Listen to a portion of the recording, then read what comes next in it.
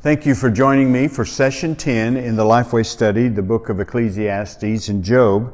And this is, the lesson title is Why Listen? It's Ecclesiastes chapter 4 verse 13 through chapter 5 verse 7. And the lesson summary statement is, the wise person heeds the warnings gained from past mistakes and godly counselors. On the board, I have the name of 3 professional football coaches. Tom Landry was with the Dallas Cowboys. Don Shula was coach of the Miami Dolphins. And Chuck Noll was the coach of the Pittsburgh Steelers. And of course, I'm going to ask the class, do you know who those 3 names are?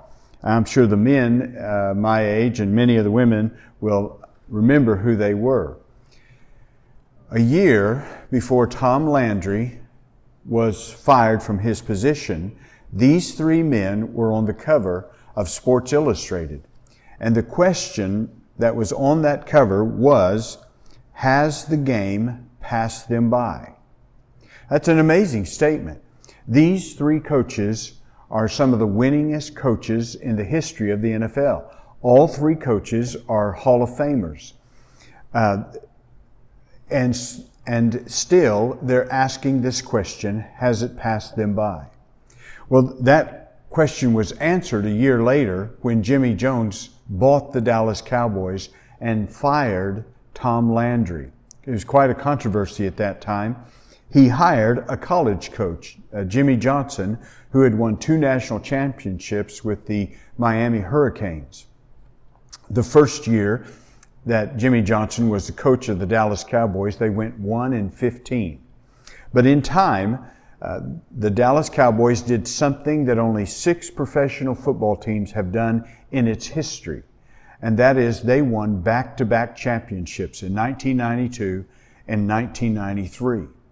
So the question that Jimmy Jones believed was that it was better to have an inexperienced coach in terms of for the professional league than an experienced coach who was in a professional coach, because he believed that Jimmy Johnson was more in touch with the game of football. Now that is the theme, the idea that's introduced in this first lesson point of this lesson in session 10. Now just a bit of a background. What's happening in this section of Scripture is we are being warned. And so in chapter 4 through verse 13 through 16, the focus is on the frailty of political power. And so when leading, be warned to listen to wise counsel. We'll see that in that passage.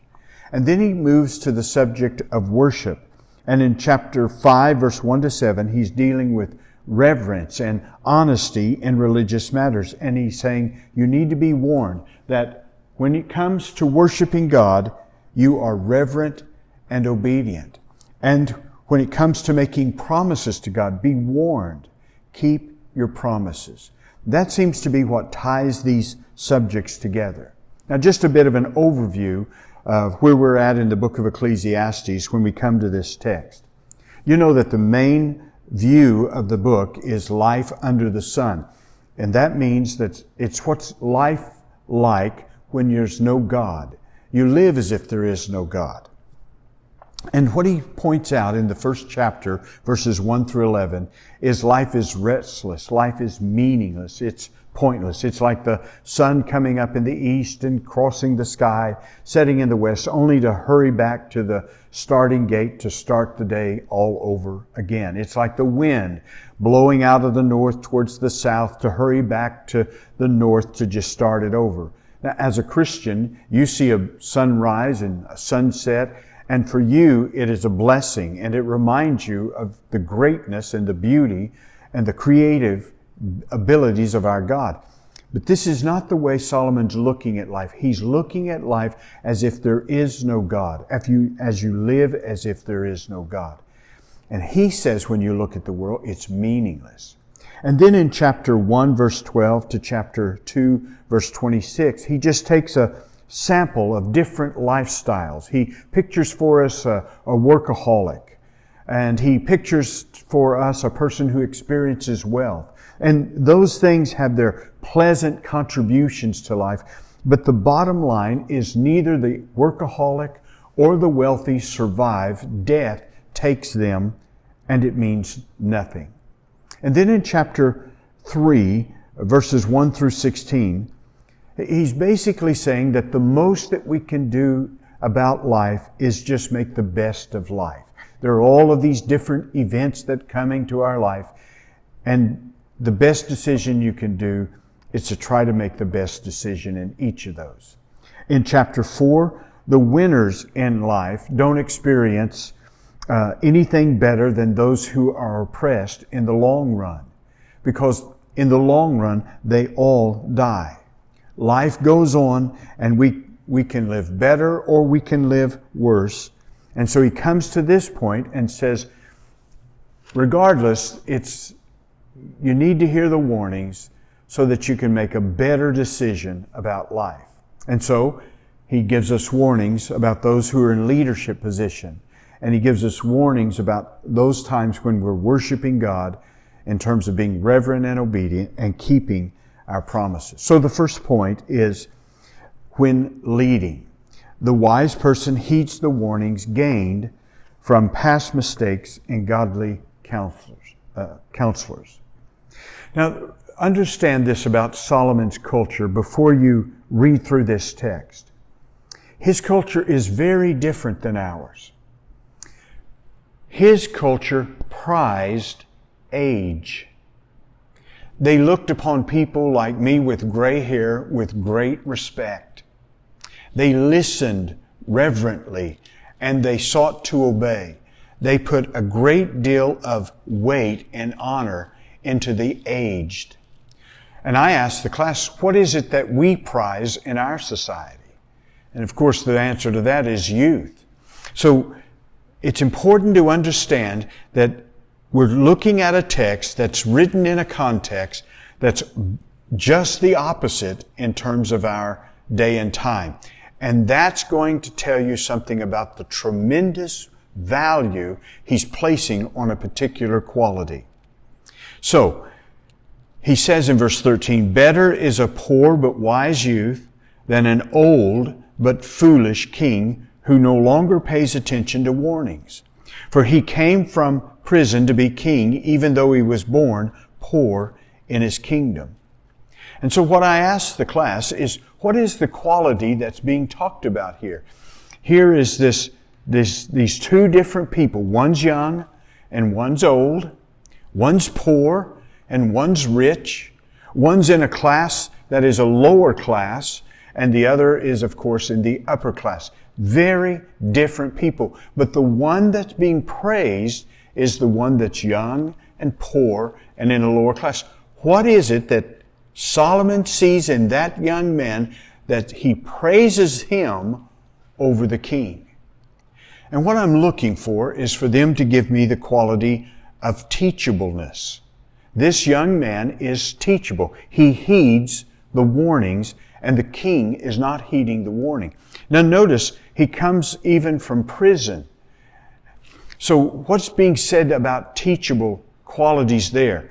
Now, what normally happens when people come from prison?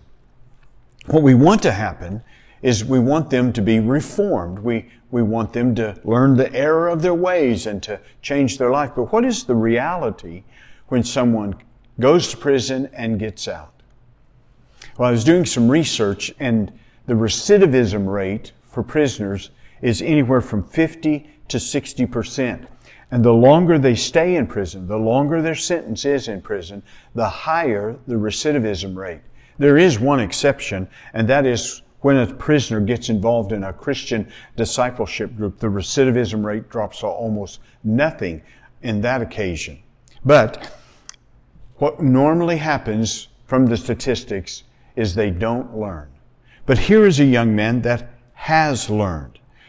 And that's telling us that it is not our context, it's certainly not our age, it's not all of these advantages that make people teachable and responsive to the things of God. So a person can be can be raised in real privilege and all of the advantages and not be teachable. And then a person can be raised in a situation where there are few advantages, but he's teachable. And this is what Solomon is exalting in. The better life is to be teachable. The most important thing is not your station in life. The most important thing is this attitude of teachableness. And that's what he's praising about this young man. And then there's one more thing he wants prideful, arrogant leaders to know. Not just simply to be teachable, to be responsive, to be humble and willing to listen. But he wants them to know something else about their leadership. In verse 15, he said, I saw all the living who move about under the sun follow a second youth who succeeds him. So this cycle is continuing. This king is replaced with another man, a young man, a teachable man. Verse 16, there is no limit to all the people who were before them, yet those who come later will not rejoice in him. This too is futile and a pursuit of the wind. What Solomon is wanting the leaders to understand is there were kings before this king, and those generations followed that king. But there's no certainty that those generations will show respect and follow this king. He serves and he reigns, and that generation maybe follows him and honors him, but he'll be replaced, and there's no guarantee that those people will serve and honor the king that follows. And so there's this cycle that he's picturing here, and he's just simply trying to say, you need to heed the warning. There is no guarantee that you'll be respected, followed, or honored by previous or subsequent generations. You need to be teachable. If this is so important, this quality of being responsive and obedient and teachable when you're leading, if that is so important, how do you recognize a teachable leader? And so I asked the class that, and they gave me some very good answers. Things like a teachable leader, he'll ask more questions than he provides answers. A teachable leader will listen more and talk less. He is a continuous learner. He will receive correction from anyone. He's humble. The proud person doesn't perceive his need. He's grateful. The teachable leader understands that everything that he's received is a gift from God and a gracious act for people to follow him. So Solomon is saying there's a better life, and that's one of the things that ties these lessons together in addition to the warnings. You'll see this in chapter 4, verse 9. It uses the word better, and here in chapter 4, verse 13, and then again in chapter 5, verse 5. And he's talking about making better choices. When you're leading, the better choice is to have a teachable spirit about you. Now, the second point is when worshiping. When worshiping, the warning is to be reverent and obedient. The wise person heeds the warnings gained from past mistakes and godly counsel. So what are some of the things that you were taught as a child when it came to tending church? Or what were the things that you taught your children about their behavior when they attended big church? And that was really kind of a fun time of talking about things and the different experiences and lessons that we'd learned. There was things like you get yourself a drink and go to the bathroom before church because you're not going to get up and down and go in and out during the church service. That would be a lesson I wish we would start the whole service with. There were things like don't be a distracting to those people around by rattling papers or closing books, and don't talk because you're distracting. Pay attention, participate. When I was growing up, you didn't bring food or drinks into the worship center. You didn't chew gum in the worship center. Those things have all gone by the side now. But So we had fun talking about what are some of the things that happened. I told him about once the children were being distracting and noisy, and we didn't have a children's church at that time. The children stayed in the service the entire time. Now they're dismissed after singing. And so I was teaching a children's lesson, and I just took a piece of paper and I rattled it and made noise with it while I told them a Bible story. And when I finished the story, I said, "Was me rattling that paper distracting to you? Did it make it hard to listen?" And of course, all of them agreed to that. And I said, well, that can happen in church as well. And that's why when we're sitting with our moms and dads, we need to be quiet and aware that we could be distracting to other people. And so we talked about, what are these lessons? Well, here's a lesson that Solomon is giving us when it comes to worship. Maybe you've seen signs over worship centers before you entered. Enter into this with a sense of humility and peace, a quiet spirit, those kinds of things. I wonder, though, if Solomon would want us to hang over our worship services, our worship rooms, the word caution, because that is what he's doing. He is cautioning us. Now notice what he says in verse 1. He's talking about our attitude when it comes to worship. He said, guard your steps when you go to the house of God. Better to approach in obedience than to offer the sacrifice as fools do, for they ignorantly do wrong. This word guard means to employ great care over something. And so he's saying, I want you to carefully watch your steps. Now they're going to the temple. And so in a sense, what he would be saying is, be careful where you're going so that when you arrive, you do arrive at the temple. You don't arrive someplace else because you've been careless. And obviously the word steps is a picture that is used in the scriptures consistently to talk about your lifestyle. So he's saying, be very careful as you examine your lifestyle as you're coming into the presence of God. And then he uses again the word better. Now when he uses this word better, he's talking about different situations. This situation is better than that situation. And so he's saying it's better when you come to the house of God that you approach with obedience. It's the word here, and we've talked about this before. In the Hebrew mindset, they use the word here to describe obedience. To the Hebrew mind, in their psychology, if a person said that he heard God speak, then the obvious thing that someone would do is to obey what God told them.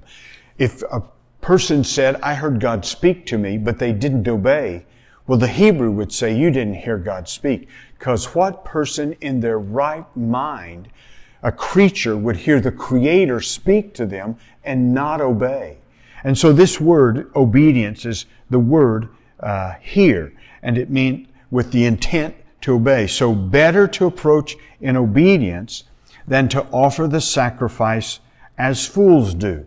The sacrifice of a fool means it's a religious ritual and it has no real experience of God. It doesn't mean anything to them, for they ignorantly do wrong. They didn't know why they were doing wrong, but they're doing wrong because they don't live in obedience. They don't have a sense of God's presence. That's what's wrong about it. They don't have this sense of God's presence. So he's talking about our attitude. Watch your attitude when you're coming into the presence of God. Now, how would you apply this text to the next time you attend worship service? When you walk into the worship service, Solomon says, you need to have your head on a swivel.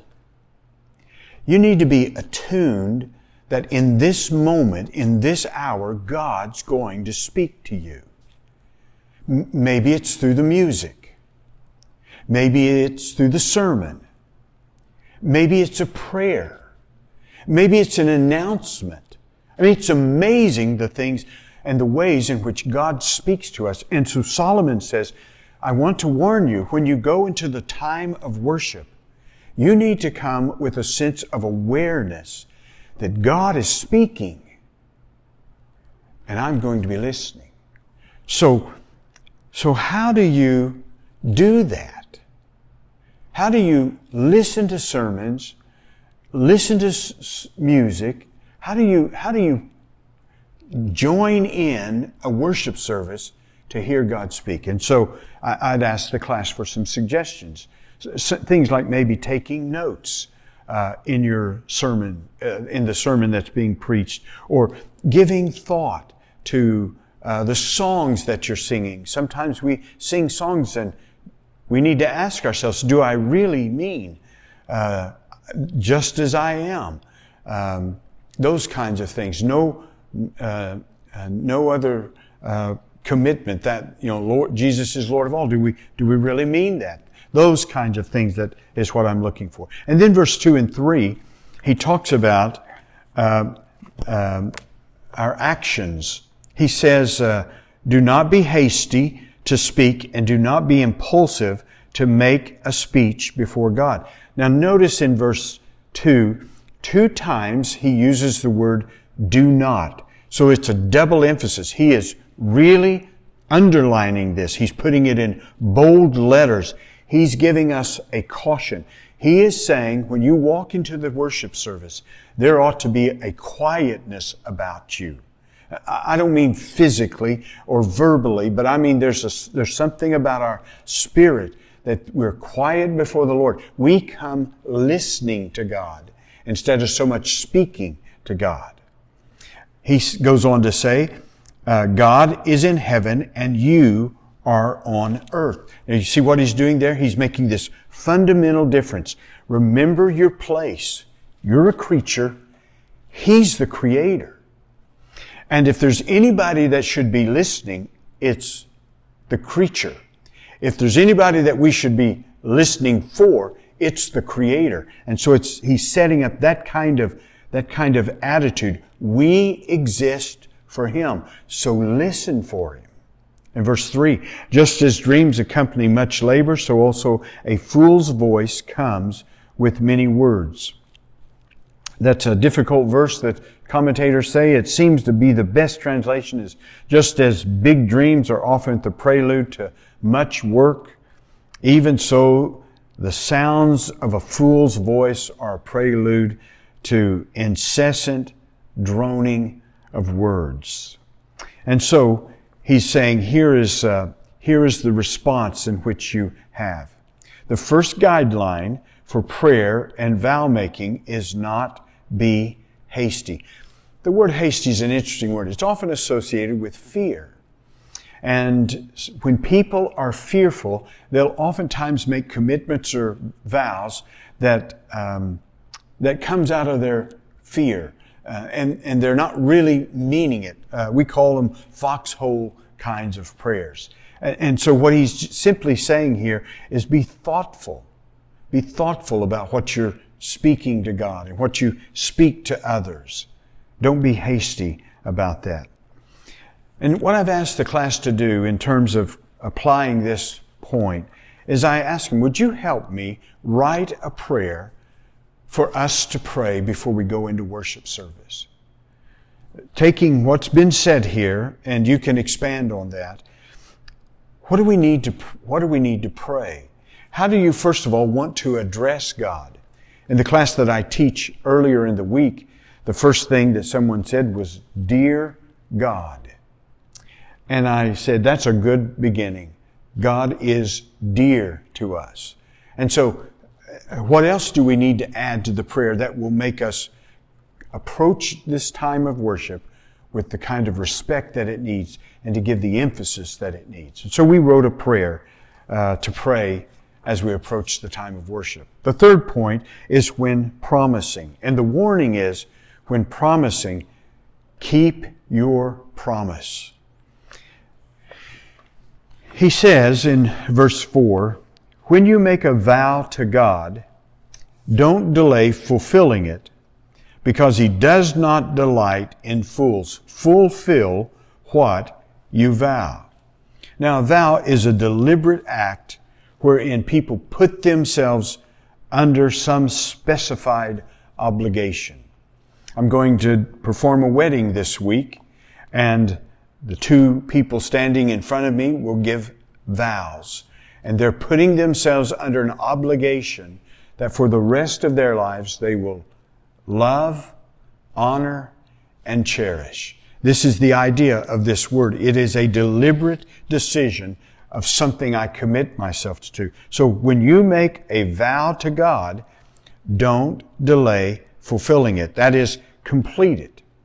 If you told God you're going to do something, do something. If you told God you're going to give something, give it. Do what you've promised to God. And here's the reason why. Because He does not delight in fools. That may look like a phrase that we could just throw away and not pay much attention to. But let me mention two names to show you how serious this issue is. Ananias and Sapphira. And you'll find that story in Acts chapter 5. They made a vow to God. And it's to be taken so serious that God does not delight in fools. Imagine that. It's one thing for someone else not to be happy with you, but God's not happy when we make these kind of commitments and we don't keep them. And so be warned about that. That's what He's talking about when making promises. Fulfill what you vow. Verse 5. Better that you do not vow than you vow and not fulfill it. Again, He's talking about being frivolous. Now, please understand something about what's happening. Remember the context. It's always important to remember the context. This is a context of worship. And so we've got to understand what He's talking about when it comes to worship. And in this word better is used 22 times in the Christian Standard Bible translation of Ecclesiastes. So it's comparing one state, one action compared to another. And this is what he's getting at. When you're in worship, it's better that you don't vow than to vow and not fulfill it. So before you make this application to your finances, before you make this application to your marriage, you got to understand the principle that's happening here. Every year we do a stewardship emphasis in our church, and we have a response card. At the bottom of that response card is this statement. This is not a contract, but a statement of your commitment. We understand that life is unpredictable and things may change in the future. And if that happens, we release people from their commitment. This is saying take this vow, this commitment to God seriously. There are people who will stand before an audience and put their hand up, and they will swear to defend the Constitution of the United States. That is a vow that is very serious. Couples that marry make vows, and only the most serious of consequences makes it possible for them to break that vow. So I asked them, after going through more explanation of this passage, who is a person that if you made them a promise, you'd move heaven and earth to keep your promise? Now, everybody will say, well, I do my best to keep my promise. But there are people that if you make them a promise, you'll keep that promise, regardless of the expense. And what I'm trying to do is bring them to the point that we're making promises to God. Now, to close the lesson, I've copied off a picture of the earth on one side and a picture of our church on the other side. And my point is this. This is the view God has of earth. This is the view we have of earth. We don't even qualify for a pixel. And what I'm trying to say is this is the one, this is the being that we are worshiping and making vows to. And we are this person. So we need to take serious these warnings when it comes to leading and when it comes to worshiping and so forth. God bless you. Have a great Bible study.